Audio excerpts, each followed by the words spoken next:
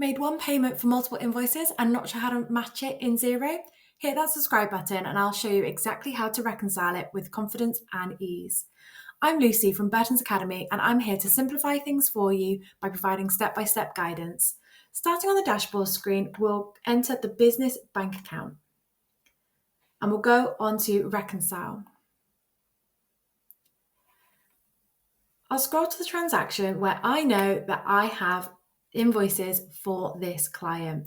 So for this particular one, you can see that Xero has not suggested anything for this, even though I know there are invoices in Xero. So what I need to do is either click Find and Match or click on the Match button. And what that will do is it will open up the invoices that are outstanding in Xero and suggest them to be matched against this transaction. This is all of your contacts. This is not just this one contact.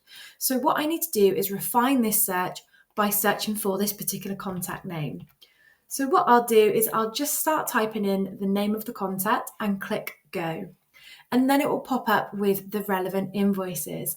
And I know that the invoices this 19th of April in payment relates to is the April 1st and April 6th invoice. Therefore, I want to click these two boxes on the left. And once they go green, that means I have ticked them and they are ready to be reconciled.